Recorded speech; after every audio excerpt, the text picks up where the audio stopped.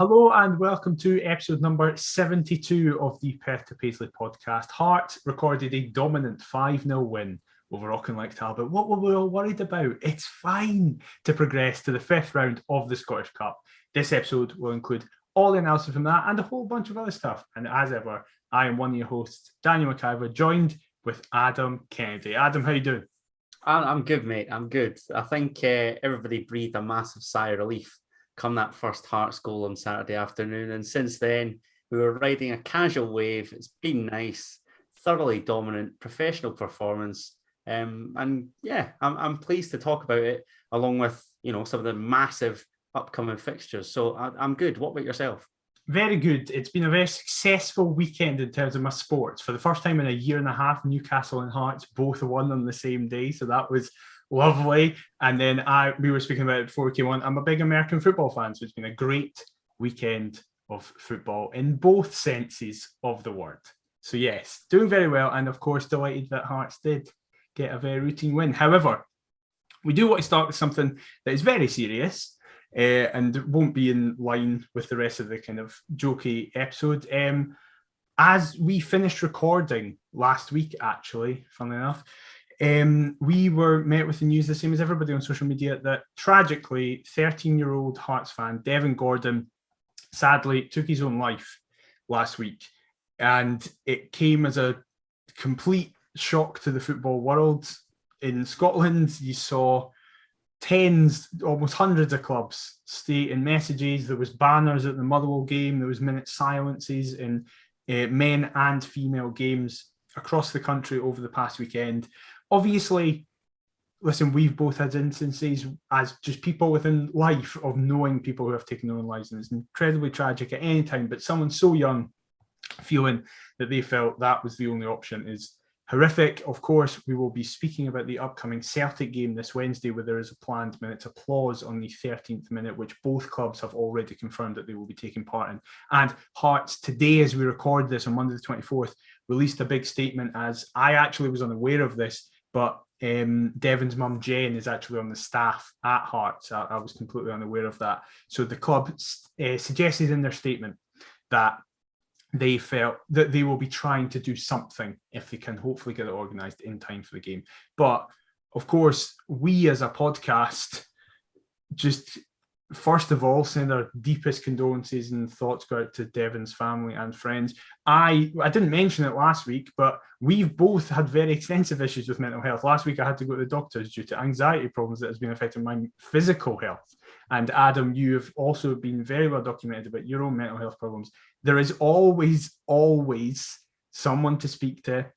Whether or not you feel like you don't have anybody, there's phone lines which will be in the description of this video and podcast generally. There is us if you feel like you don't have anybody in your own personal circle, but there's family, friends, professionals, always there to help. And I'm assuming, Adam, you echo the same sentiments.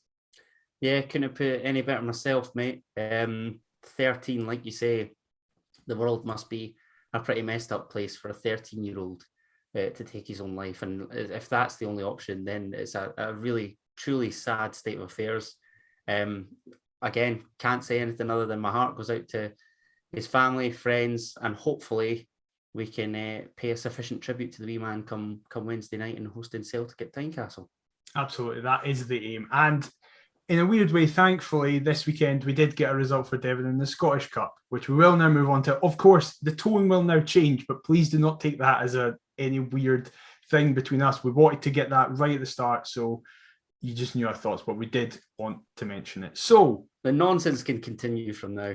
Exactly. With that, we do move on, as it was a weekend of Scottish Cup games. There was no top flight games, as there was some interesting results. So Around the Grounds normally consists of us speaking about the 5 other games in the top flight. There's obviously a lot more than that. So I'm going to run through all the scores and then just kind of ask Adam his thoughts on the games that stood out to him. So the first one on Thursday, surprisingly, immediately, it took Hibs until extra time to defeat Paul Hartley's Cove Rangers with a Kevin Nisbet goal.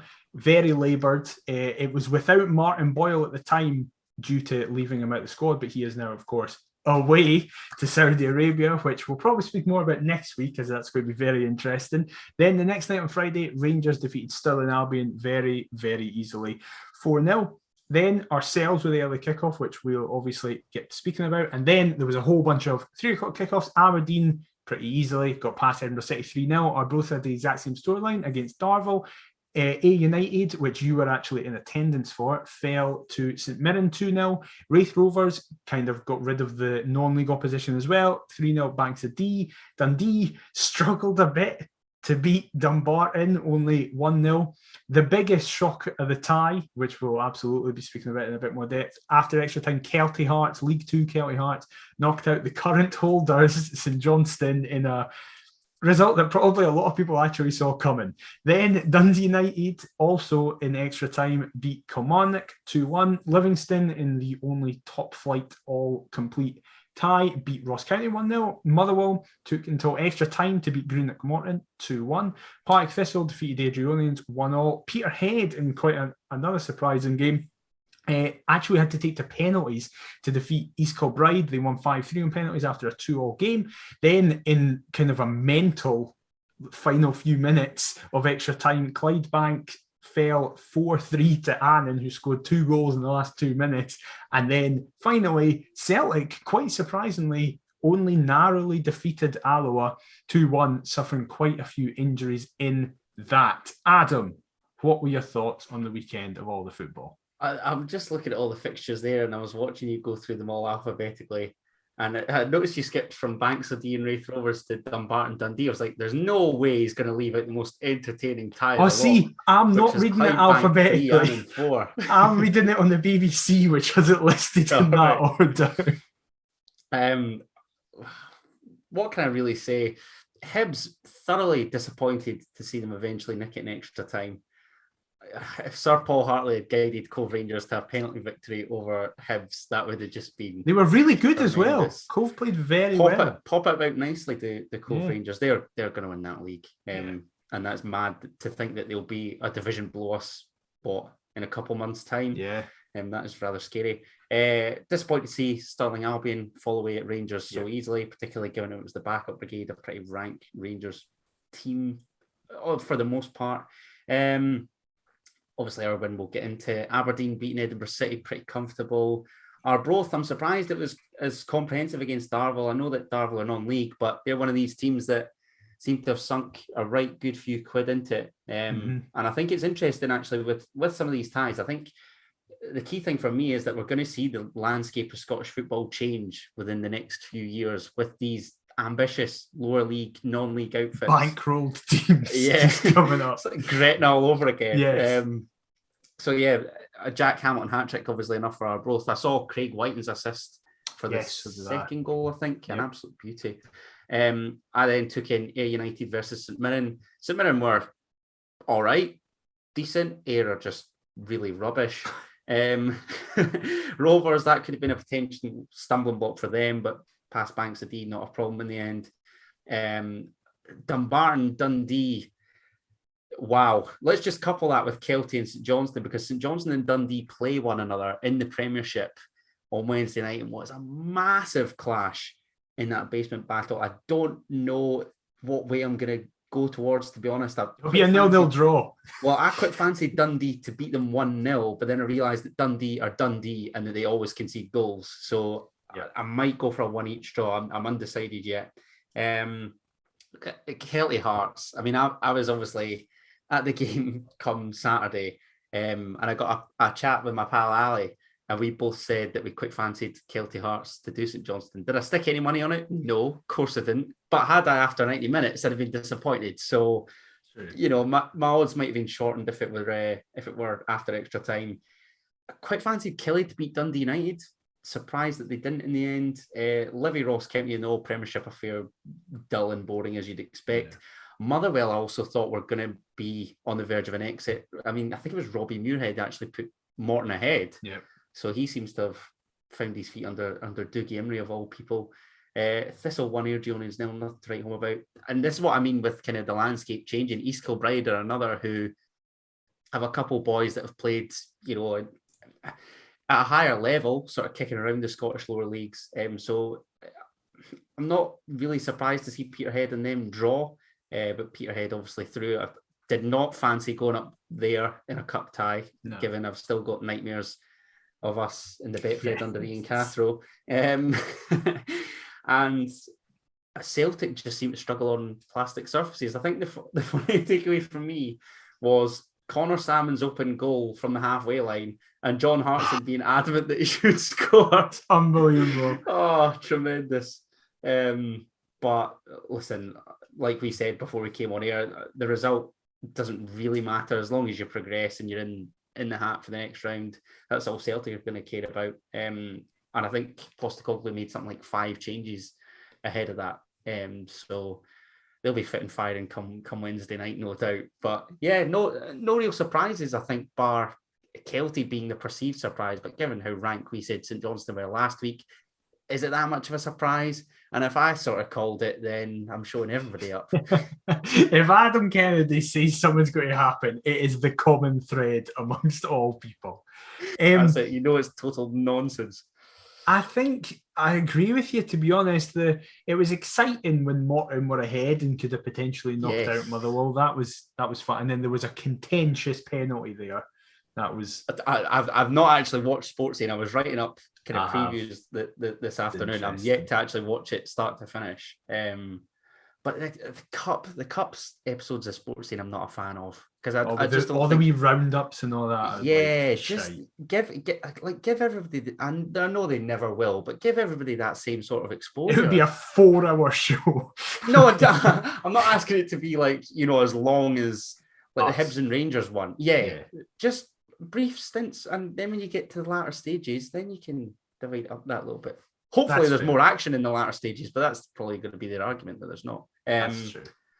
But yeah, I think the draw, if you want to touch on the draw, that's decent, because I was happy to see Motherwell and Aberdeen actually draw one another. I think that they are both two sides that would arguably aim for quarterfinals or further. So the fact that they play off against one another is good. Off the top of my head, Hibs obviously travelled to Gayfield. That's a minging tie. Delighted that we avoided that. I've got them all in front of me if you want me to go for it. them. So Peterhead are at home to Dundee. Like I say, could have done without that. The Ferry derby.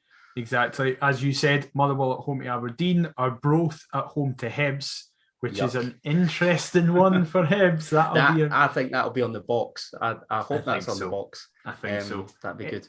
We, of course, as we were speaking about, got drawn at home to Livingston. That's got thoughts, Sean Clare vibes written all over that. Like, it's fine. Then Annan got drawn at home to Rangers. They'll be buzzing with that in terms of... That's got Premier Sports written all over it. Yes, exactly. Partick Thistle at home to Dundee United.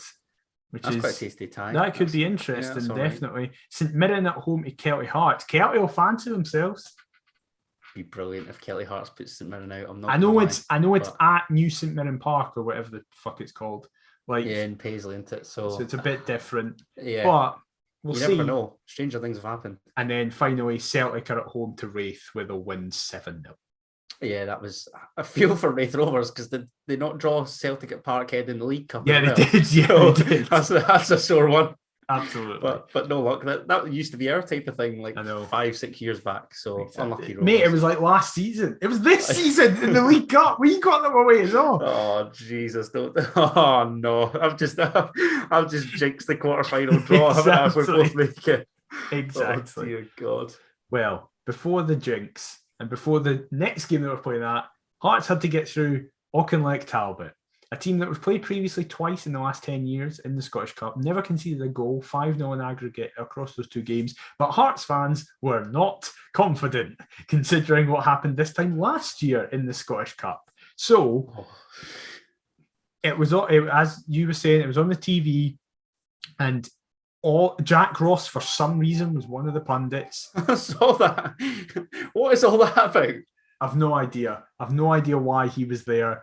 He was like, you could tell as well when he was there for the kind of like 20 minutes that was before it, he was like, listen, I know Hearts are playing well, but Talbot, they could do something here. Like, you can't take them to sit. And like, I can't remember who it was hosting, because it wasn't Jonathan Sutherland. I can't remember who it was that was hosting it, but it was like, was it not Jane Lewis? No, it wasn't. No. I can't mind who it was. Anyway, they were just like, well, yeah, listen, but Hearts have been playing very well just now, and of course, are high flying in the league. And then Jack Ross was like, yes, I know, absolutely, that was a situation. However, then Talbot are doing very well as well. And you can just, it's like, calm down, Jack. All right, we get it. You want us to get beat. What a bitter, morally bankrupt man. Exactly. Unlucky Jack Dross. However, the team came out, and probably the biggest part was that John Souttar was omitted from the squad with a ankle injury.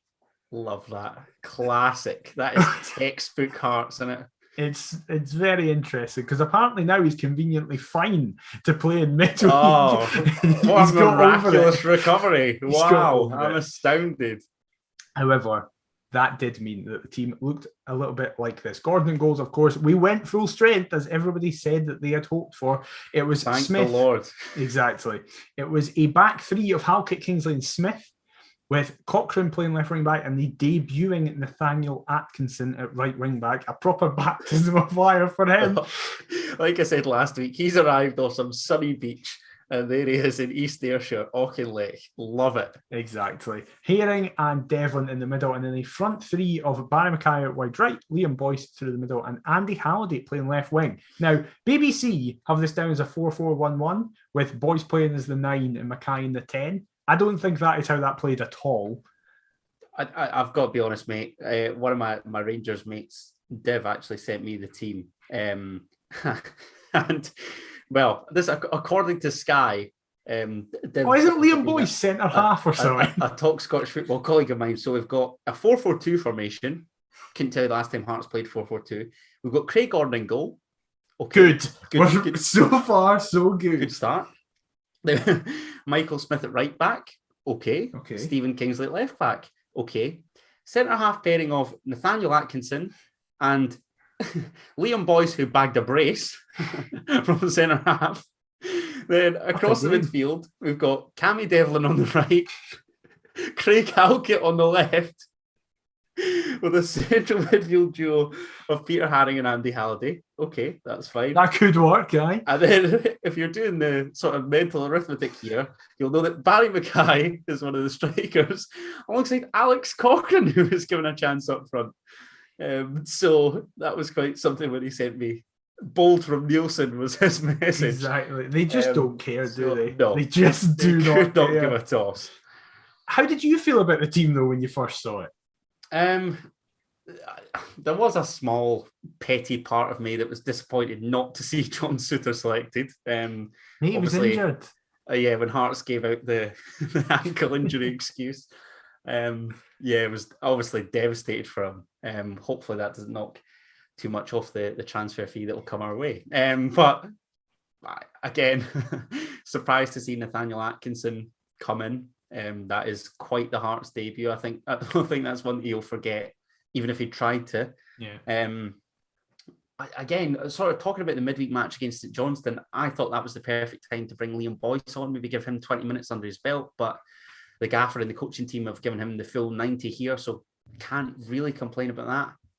He wasn't taken off, was he? Yeah, he was. 80th minute he was taken off. Oh, was he? Yep. Who came on from? Do you know? No, sorry, do you know? Yeah. 82nd minute. I'm not gonna lie, mate. Saturday was just chaos. I think the few Hearts fans that were sober in and amongst that away end probably weren't, including without consuming any my alcohol. Dad and brother that you had a lovely time with. Yes, I did. But why did I not see you there, McIver? Because talk to me, enlighten us. Yes, because of existing, what would you call it? Existing arrangements that meant I was not able to go to the game. Absolute disgrace, begging for a ticket on the pod and everything.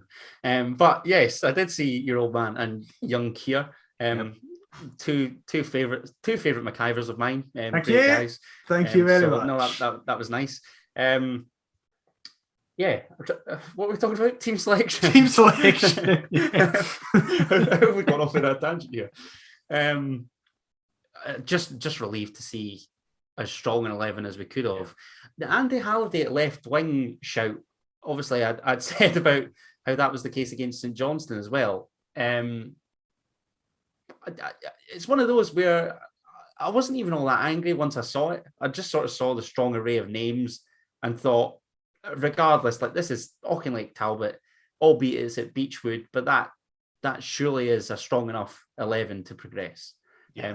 And thankfully that proved the case. I'm actually raging that I forgot that Liam Boyce was taken off. Why did I assume that he got the full 90 minutes? I don't know.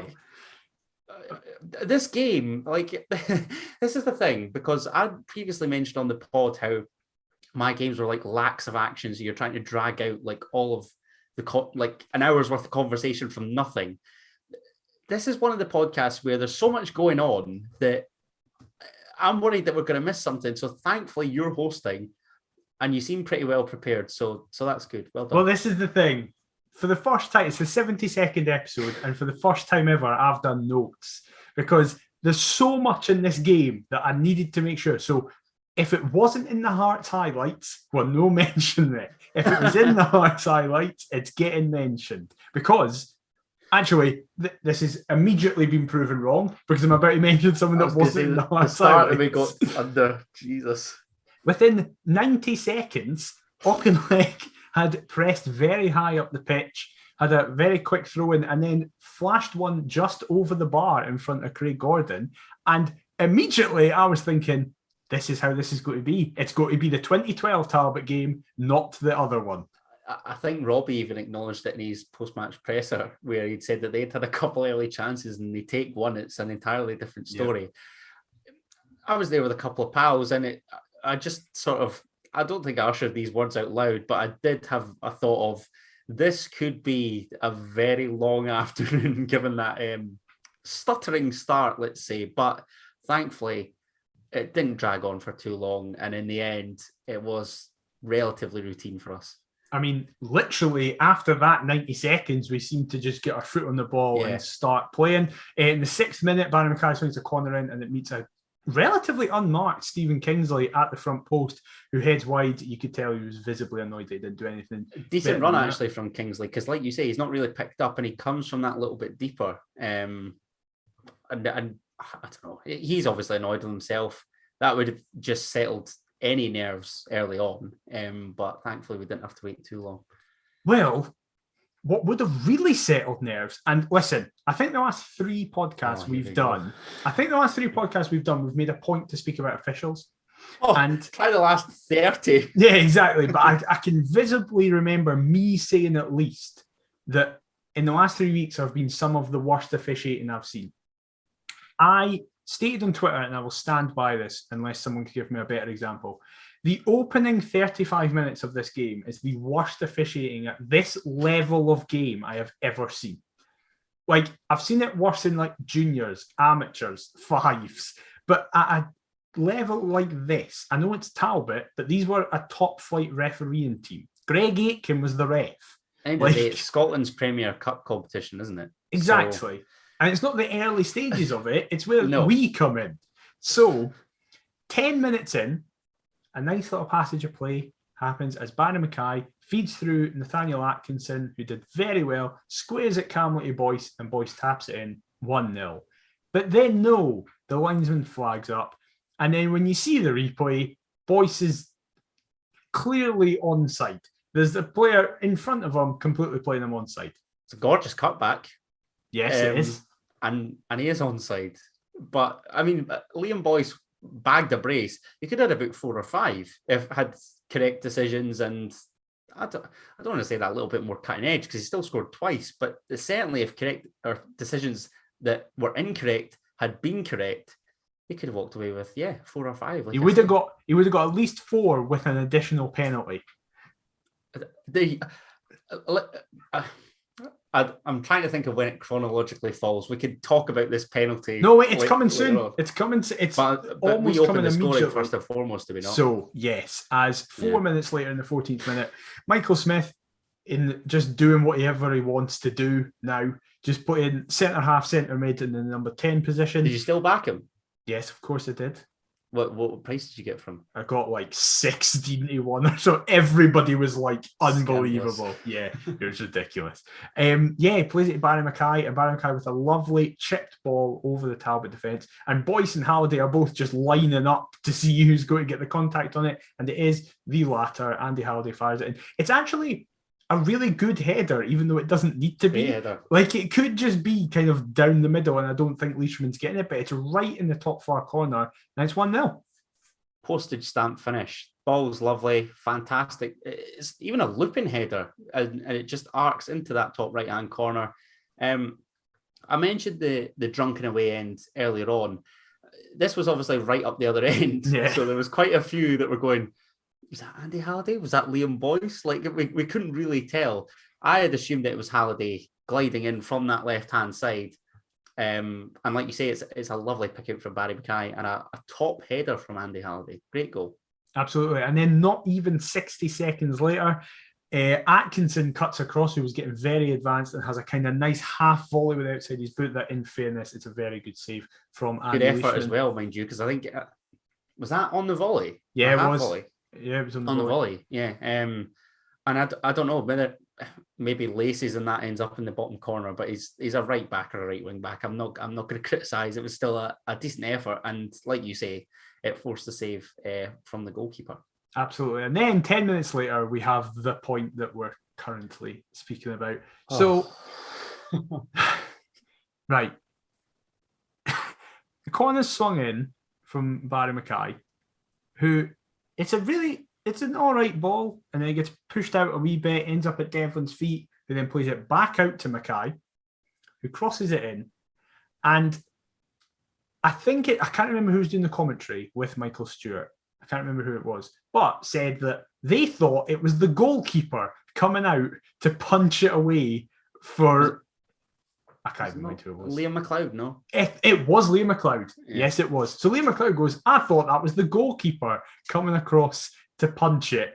But no, it's the Talbot defender, and inexplicably, it's given us not only not a penalty, a goal kick. Absolutely baffling.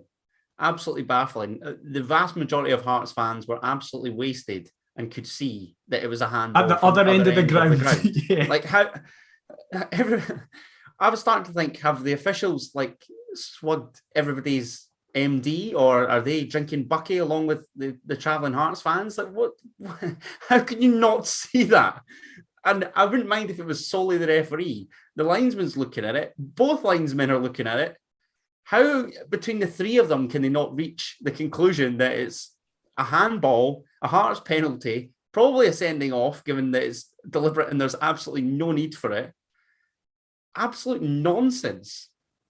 And I know that a sending off would kill the game, but it doesn't matter though. But like, it's still the rules. And they don't give the foul. Is more my point. So absolutely crazy. I do want to say, I've spoken about that away end a lot. We're obviously non-Edinburgh Hearts fans, you being from the Borders, me being from Midlothian. So we're sort of used to this ground. Like, I felt like Pennycook Athletic were honestly playing Hearts. It was really, really odd. And I've never heard as many people laugh / complain about the lack of facilities in an away end, with it being simply piss against the wall and or against two stones. Then that was your choice for the toilet. Well, a few women were saying, well, where on earth are we supposed to go should we need it? Fantastic. What a day out. What a gaff. And what a decent wee setup that is. I would gladly go back.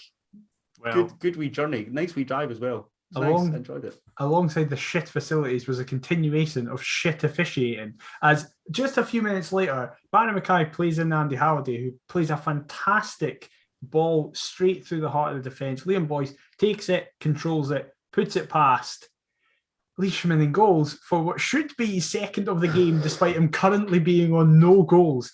And then the worst decision of the day. Well, it can say which is worse, the handball or this. I would say this, because offside, yes, because there is sometimes you go with linesmen. For example, the first offside, you can go, well, you can understand maybe why that's been given. Those happen quite a lot where it's like, well, the two players are close to each other. You can go... If there's a bit of traffic and they can't really... Exactly.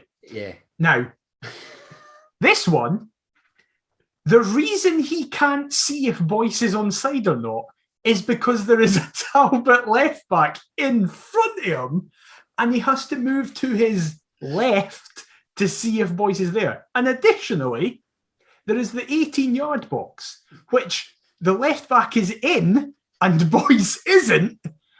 And somehow it's given as offside. Now, your podcast co-host, David, replied to me on Twitter because at this point, I was genuinely making assertions of match fixing. He replied saying the first one was bad, but that second one was the worst offside decision he has ever seen. Fair play to both Laurie Dunsire and Robert Borthwick on Hearts TV for managing to not just swear and lose their shit on the show, because it's the worst officiating decision I can remember seeing in years. And that is quite saying something. Yeah. Absolutely astounding. I don't know what else you want me to say. You've perfectly summed it up. And this is the thing. We can laugh about it now. Yeah, but imagine if we got beat. Oh my God. This is it, because I feel like a manager. You know how managers sometimes have to bite their tongue in the press because they know that there's going to be some impending ban that's going to arise. I'm quite literally speechless. Thankfully it didn't cost us in the end, and we can laugh about it now, but it's an agenda. There's a conspiracy. I'm telling you what. Genuinely, they should never officiate at that level again. That linesman. Well, Kevin Clancy's been axed given this Rangers. No, he's not. No, he's not. No, he's not. What do you mean? No, he's not. This is the thing, and it's why the Daily Record are shit and are fucking awful. Class bit of clickbait. I didn't read the article. I just saw. See, this is the thing. Yeah. The decision for those games were made before the Aberdeen game. It has nothing to do. So the with Record that. are just palming this off and making it seem like Rangers are so anti-Clancy. I mean, to be fair, he's been at it. Various others have been at. Nick Walsh against St Johnstone. Yeah. These clowns at the weekend. We need to make an investigation at the SFA. Fuck off, Rangers. If only there was a predicament where Scottish clubs could have inquired about the state of the SPFL and the Scottish FA. No, Adam, it'll never happen. It'll never happen. There must have been one recently. No, there's not been. It's never happened, and it never will happen. I can't. And it's fantasy. I'm trying to rack my brains here. There must have been a time semi-recently. There wasn't. When that could have arisen. It's a dream that you had. Maybe not. Exactly. However, one thing that definitely wasn't a dream is that we actually did go 2-0 up. As a penalty that was less a penalty than the one we actually got. It gets swung in again from... Oh, no, it doesn't actually. It's from nice play from Nathaniel Atkinson and Cammy Devlin. It was a lovely build-up. Yeah. It was a lovely build-up. However, Atkinson then just falls over in the box. However, Cammy Devlin picks it up, plays it to Halliday, and Halliday chips a ball through to Boyce, who just hits it off the Talbot defender's arm. It is a penalty. He's got his arms outstretched and he moves his arm towards the ball. But as I say, it's a softer penalty than the one we should have had. Yeah, it's a fortunate penalty because I don't think the ball from Andy Halliday is all that great. It seems to send Liam Boyce a little bit wider than perhaps he'd have liked. Boyce does well to obviously keep it under control.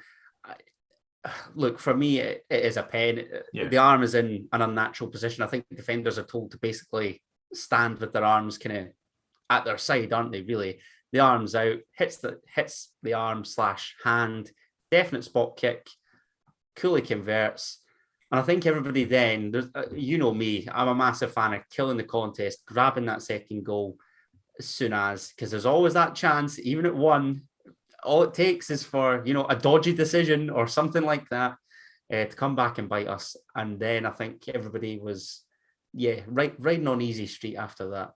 And then Boyce had a lovely celebration as he had just been spent the 38 minutes getting mocked for being bald. That is what lower level Scottish football is all about. Massive, massive fan of Boyce's celebration. And it was great to see Baldy Boycie back. Happy days. Yes, absolutely. And then that takes us into half-time. 2-0 up. Should be genuinely at least 4, probably 5. But I think it was exactly what every Hearts fan would have wanted at that stage, just calm, professional, getting on with it. Particularly when the ghosts of Brora are lingering on, and more goals in 45 minutes against Auchinleck Talbot than in the 90 against them. This was where I was beginning to carve open my humble pie and think, do you know what, Gaffer? You've got me on side. That's fine. I'm still disappointed at some drop points within the season. Can't moan, given we're in a great position in the league. We've avoided a potential banana skin. And now the draw looks pretty favourable as well.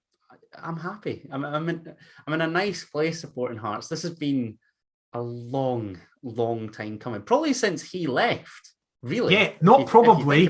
Definitely since he left. So, like, we've had the odd decent result under Levine and whatever. Cathro was just a nightmare. Up until that October, under Levine was class. Yeah, that solid start to the season. I take that back. That was good. And obviously then reaching the back-to-back finals despite the sort of league turmoil, if I can use that. This was also Robbie's 100th win in 168 games. The stats were very impressive. But then I guess we sort of took everything. We spoke about Jamie Walker kind of a week or two ago. These stats, obviously, 2 second-tier campaigns, but again, nobody can argue with the credentials in the top tier, given he left us in second place on the night, guided us to a third place finish, and ultimately took us from administration to Europe within 18 months? Yeah, exactly. So, Gaffer, you've got me back. You've won me back. Well done. I love that it's taken Talbot to do it. Because I think there was a lot of Hearts fans that were just so adamant that we would find a way somehow to mess this up. And then, had we got beat, I'd be crying my eyes out thinking we've only got the league to play for, albeit we're in a great position. But so what? That was the big annoyance when we were knocked out by Brora, wasn't it? Because the League Cup had been done. The league was going to be a formality. Yeah, really. So it was all on the Scottish Cup, which we then got knocked out by some Highland Farmers. So look, I think what it does tell me is that the squad's in a much stronger state. There is a feel-good factor within the club now. And everybody seems to be on the same page, really, for the first time in a long time. Barring the Suter stuff. Bar the John Suter stuff. So there's always something. Yeah, there's always got to be something. It's never going to be, all the stars are never going to align perfectly. But I think for the most part, Hearts fans are pretty content. And again, when was the last time that was the case where you could say that the majority of the fan base were simultaneously happy? It's great. I've missed this, man. I love you, Hearts. It's been a long time. It's good. It's nice that you're back. I've missed you. A time that everybody was simultaneously happy was 5 minutes into the second half, as Liam Boyce got his second of the day. It should have been his fifth, but it was his second officially. As Kingsley plays a ball inside to Halliday, who just kind of goes, "Oh, fuck this." The non-league just runs through everybody, plays a ball at the back stick. Boyce is there, very easy. If the game wasn't already done, it is now absolutely done at 3-0. Yeah. Great Ronaldinho impression from Andy Halliday. I love. Who was great, by the way. He was probably man of the match. Yeah, I think he was as well. And a lovely weighted ball. Didn't see the goal go in because of where I was stood, but obviously with the roaring, everybody was on my left. That's 2 games in a row you've missed a goal. No, I saw the ball and I saw Boyce's header. I just didn't see where it sort of landed in the net. Now 2 games in a row you've missed a goal. Hey. I can't believe that a guy that was adamant for a ticket and then simultaneously didn't go is giving me abuse. But it's not abuse, it's funny. It's just I want to see how long this can keep going. Well, do you know what I was going to say? That's the Perth to Paisley podcast in abundance. So here we are. Yes, exactly. Andy Halliday, I want to touch on because I see Andy Webster's comments with regards to a potential contract extension, and given that you're Andy Halliday's best mate, I think it's only right that I flip it up on you and ask you. No. I think, look, do you know what the thing is? I think the concern amongst the Hearts fan base is the salary stroke wage that he's currently on. I don't think a lot of us would mind him necessarily being kept on for an additional year, maybe 2. But look, what the fuck's going on? No, on 4 is this on 4 bags a week, you cannot be a Hearts squad player. I'm sorry, it's just no. There is somebody else that we can get for less money that would come in and do that job 100%. I don't dislike Halliday. I've never been his biggest fan. I thought it was a decent signing in the I don't dislike him. I just think he's rubbish. But that's all right. Yeah. It is what it is. But hey, he put in a decent performance here. So I saw something. I can't remember who it was. It might have been Alan in the Since I Was Young podcast. He said he played well because he's found his level. Ouch. Anyway, there was a small part of me that thought, I can't wait. I know you're not a fan of open goal. I can't wait to hear Andy Halliday waxing lyrical about his own performance against Auchinleck Talbot. And Gary Mackay-Steven, additionally, I've got to chuck this in because we're told all the time about the proximity of Tynecastle, how close you are to the park.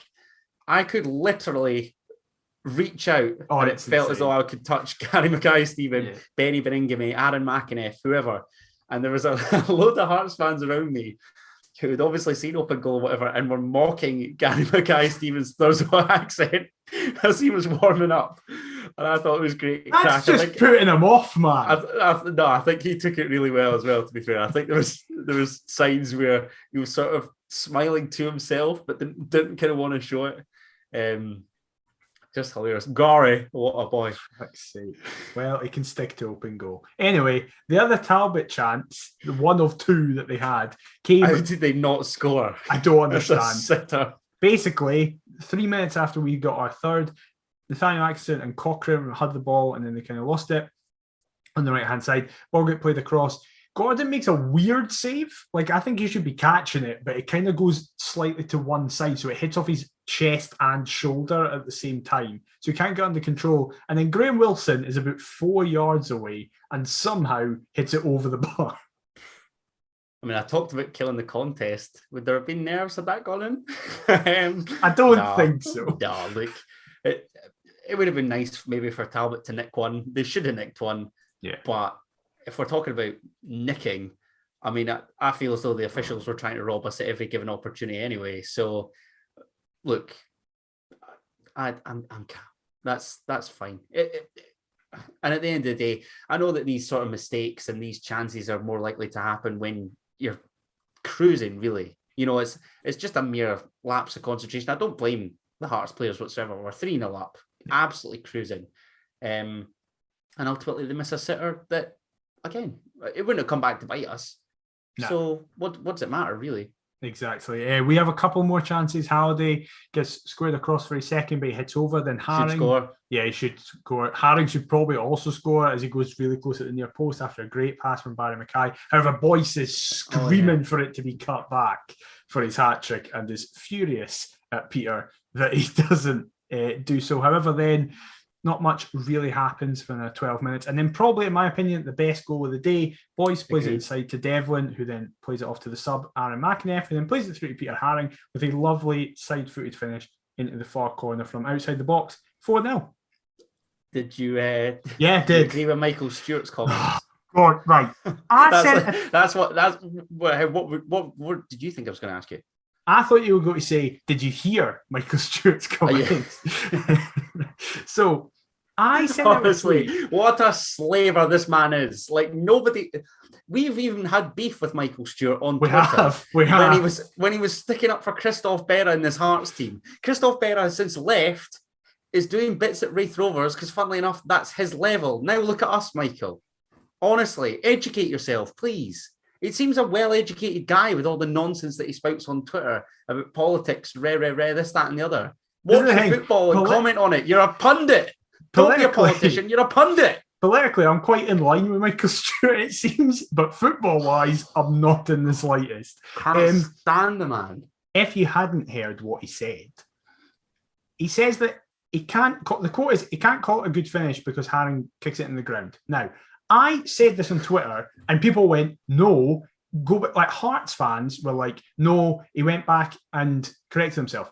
I went, okay, I'm going to go back and listen to this. No, he doesn't. What he says is, he goes, it was a great finish. Then the replay starts and he goes, oh, I was going to say it's a great finish, but then Haring kicks it into the ground. However, it's a great goal for Hearts, meaning the build-up and everything, because he then goes Devlin, McInnes. He doesn't say that Haring's finish is great, which is mental, considering it bobbles and he still manages to put it far corner.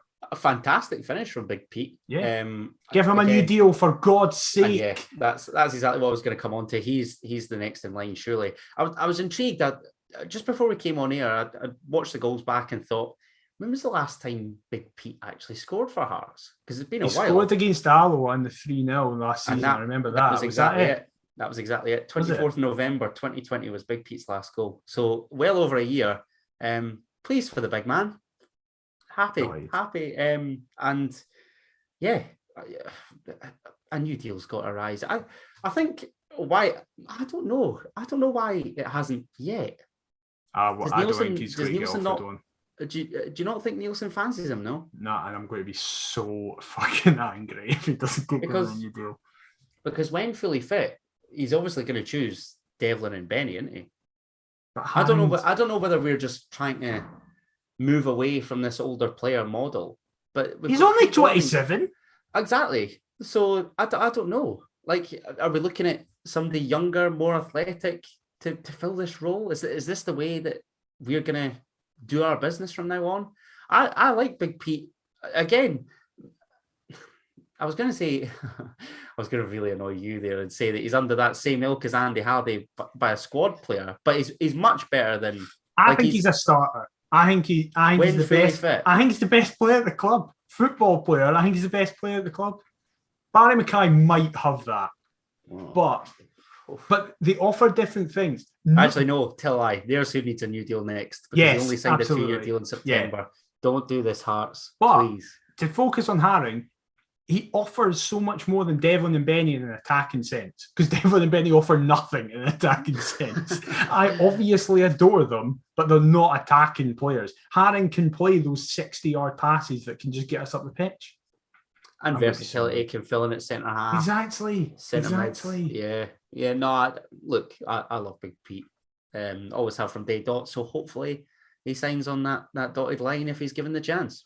Absolutely. And then to close it out, final action of the game, Nathaniel Atkinson, who had a very, very good debut, kind of just goes, I've not done much today in terms of contributing to the goals. I'm going to change that. As he wrongfully, because he could have had a couple of assists. Yes, exactly. Had things been given correctly. Absolutely. He was robbed of some assists, but he did get his as he just ran through the Talbot player. Really nice play on the far side, and then squares it across into that area where if anybody gets a touch on it, it's going in. And weirdly, it's Alex Cochrane who's there to get his third of the season. Yeah, I think Atkinson on the touchline, he sort of reminds me of like a Roberto Carlos when he sort of pokes it and just merely runs past somebody. Like, it just looks he's made his debut against Talbot, and you're already comparing him with Roberto. No. Well, I'm amazed that wasn't what you did. Solid, good debut. Yeah. Again, wrongfully robbed of a few assists, but at this stage it's just too easy. That's basically my point. It's not that Nathaniel Atkinson does anything particularly outstanding. It's just Talbot's heads. I think mentally they've just gone, particularly after missing that sitter and whatever.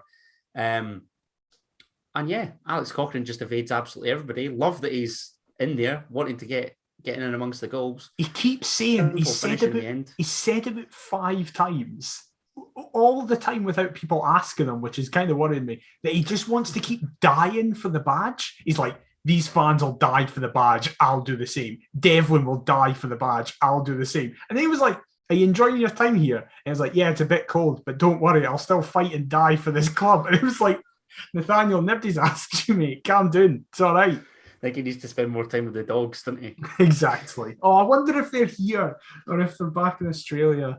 Oh, what a shame if he's separated. Who knows? And Nayaka, if you so happen to be listening to this, let Daniel know. Get in touch. I don't care about your thoughts on the football and all that. I just worry about your dogs and their big afros. That's what I worry about. But anyway, he did help us get the 5th goal, and it finished 5-0. Very comfortable. We've got Livingston in the next round. It's going well. When was the last time Hearts scored 5 goals away from home? We scored 4 twice against Wraith last season. Coincidentally, I haven't searched this up. So I have no idea. This is one for London Hearts or Hearts stats. No idea. Scooby-Doo. As I say, we scored 4 a couple of times last season in Kirkcaldy, but I can't mind 5. No. So again, shows the place that we're in. I mean, it's easy saying that it's only Auchinleck Talbot, but at the end of the day, it was only Brora Rangers till they beat us. So exactly. That was the thing. I saw a fan, I think it was a Partick Thistle fan, being like, I can't believe Hearts fans are celebrating beating a team outside the pyramid. And it was like, yeah, because we literally didn't last year. Obviously. I don't get that. I don't even think Hearts fans were celebrating or over-exceeding in their celebration. It was more just how pleased we were that it was relatively routine in the end. What I will say is, I've never seen a town, or I think Auchinleck's actually a village, that is as obsessed with their football team in all my life. My dad was saying that the percentage of people who I found it out this week. The population of Auchinleck is 3,500, right? And that's what Beechwood holds, isn't it? So it's something like that. Aye, like they must have about 80% of the town at every home game.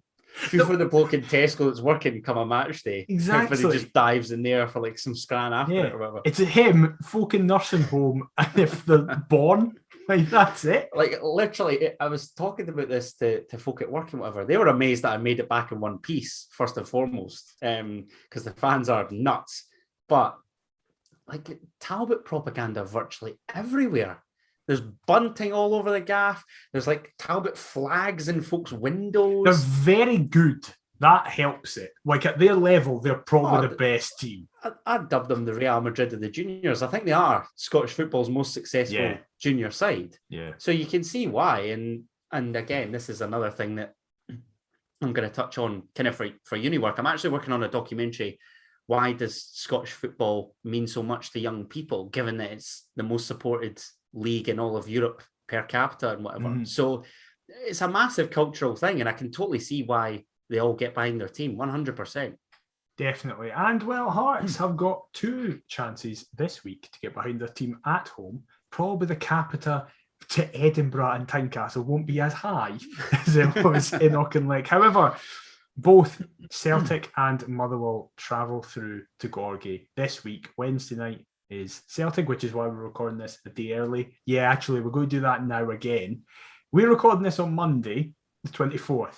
This comes out Tuesday, the 25th.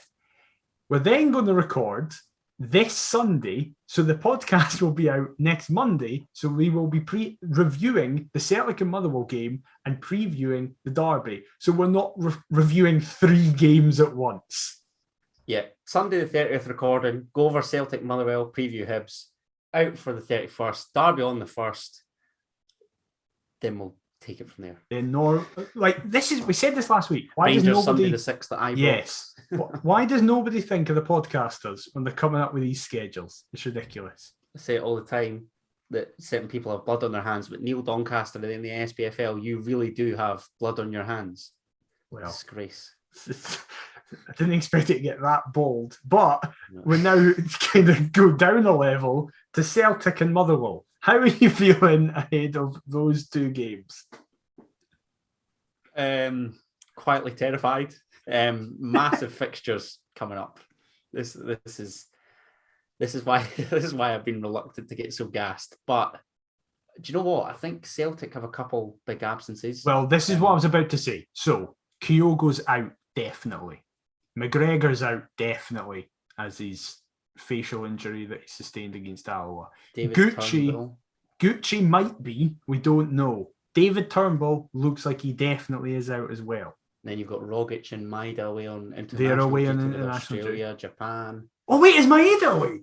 Yeah. I didn't know that. So I was in correspondence with a couple TSF chums, because again, I was having a selection headache when trying to preview or put an 11 together for the preview. Like, I thought Maida was here. That's amazing that he's not. I'm 100% certain he's off. So we actually could be in with a real chance come Wednesday night. Carl Starfelt's playing, we're in with a chance. He is terrible. I just don't get, like, every time I've seen him play, both times against us this season and other games that I've just picked up, he's never had a good game. But everything I hear is like, no, he is actually quite consistently good. It's like, well, surely I can't just be getting that unlucky that every game I've seen of him, he's been rubbish. No, I'm not having him. And I think Liam Boyce, now that he's back in and amongst the goals, like I say, Baldy Boyce is back. I think he'll be licking his lips at the thought of coming up against him, definitely. Cameron Carter-Vickers I can understand because he actually looks quite good. He looks great. He's a big boy, but I don't see any reason why Boycie can't get the better of Starfelt. Absolutely. Well, what team would you be playing for Celtic midweek? My only qualm is who starts on the left, really, because for the most part, I'd go unchanged. And then that front three, if Ben Woodburn's back, I might give him a chance. But I quite like Josh Ginnelly's pace. I think the rest of the team sort of picks itself. Yeah. I wouldn't bring John Suter back in. Yeah, because he's going to be, but I wouldn't. Probably. Yeah.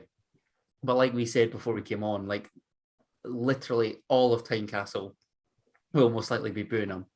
So I'd go Gordon in goal, back three of Smith, Halkett, Kingsley as per, Atkinson and Cochrane, wing backs, Cool, Devlin and Big Pete in the middle.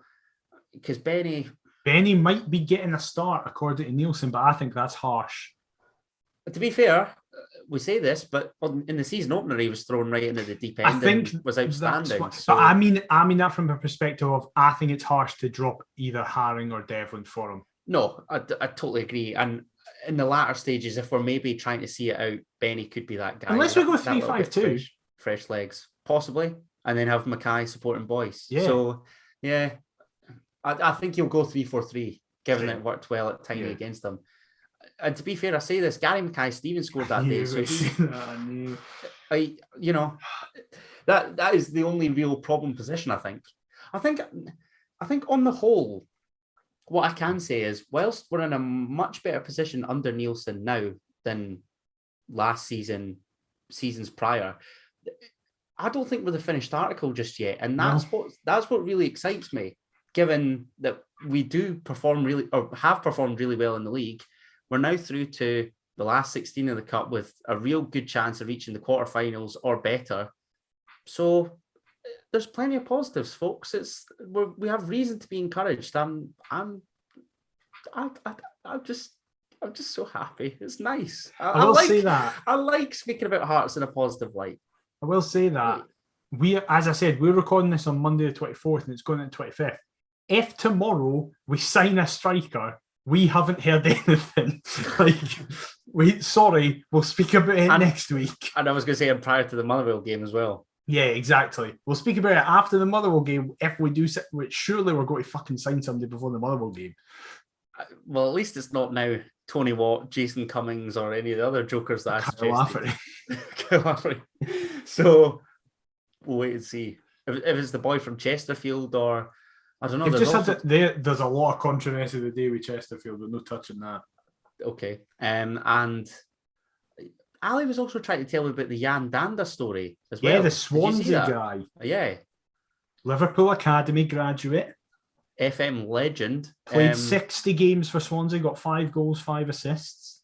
I knew I'd recognise the name, but I don't know. Could be a decently... He's a 10 though, he's not a striker. But this is the thing. I need an out-and-out number 9. However, I think we need a creative midfielder as well, though. Yeah, agreed. And that would be more licensed in the 3-5-2 as well, isn't it? Another option, sort of somebody in that pivot supporting Boyce, another striker, or Barry Mackay, whoever's in these positions. So yeah, couple bodies in, I think we'll be there or thereabouts. I'd, to be honest, agree with you in the team selection. I'd probably start Gino on the left. But the rest of the team I'd keep the exact same as that played. That really is the only problem position for me, I think, mate. Yeah, definitely. What is your score prediction for Celtic? Oh, I predicted 1-1 when we beat them 2-1. Mm-hmm. So 1-1. Well, I predicted 3-0 Celtic when we beat them, so I'm going 3-0 Celtic as well. Nice. Motherwell, would you just play the same kind of team? Again, this is without any signings. Yeah, this is, and it's obviously selection, like pending if there's going to be, dare I say, any injuries within the Celtic and just tiredness playing 3 games in a week. I think we'll see a couple changes for Motherwell, put it this way. Yeah. Maybe that could be a game for Ben Woodburn to start in. I think Benny might come in for Motherwell as well. Could see that as well. Yeah, he was excellent actually in the 2-0 win. He and Cammy Devlin, I thought, were outstanding. Yeah, they dominated that. That was the day that we had our feature about them both, and they were class. And it was like, yes, we've been confirmed as being good. It was. Yeah, I think we'll see a couple changes for Motherwell. I'm trying to think who have they got on midweek? Hibs. Oh, so they do. We need a draw there. A draw there would be lovely. A draw there would be lovely, but I actually think they might do Hibs. Just given, I know neither side were all that convincing in the cup, but Hibs been taken to extra time by Cove Rangers, coupled with the loss of Martin Boyle, I think it's massive. So we'll see. But hey, they've got Demi Mitchell now, so that's something. So they're sorted. Great. What's your score prediction for Motherwell then? What did I say? Probably go 2-0. I'll go 2-0 again. I'm going 2-2, right? Purely because Van Veen has to be good against us once. Hey, Jordan Roberts could play against us, so that he could. That's got a Roberts late equaliser written all over it. So again, you can kind of talk about this problem position on the left. There's our answer. There he is. Play the claret and amber. Exactly. So you're going for 4 points out of possible 6 out of the next 2 games. I'm going for 1. I was thinking about it. Like, what would you be happy with? What would you settle for? Well, the next 12 is huge because we play Celtic, Rangers, Hibs, and Motherwell in the next 4 games. Right. So if we took the home games in isolation, then out the potential 6 points against Celtic and Motherwell, what would you be pleased, delighted, disappointed with?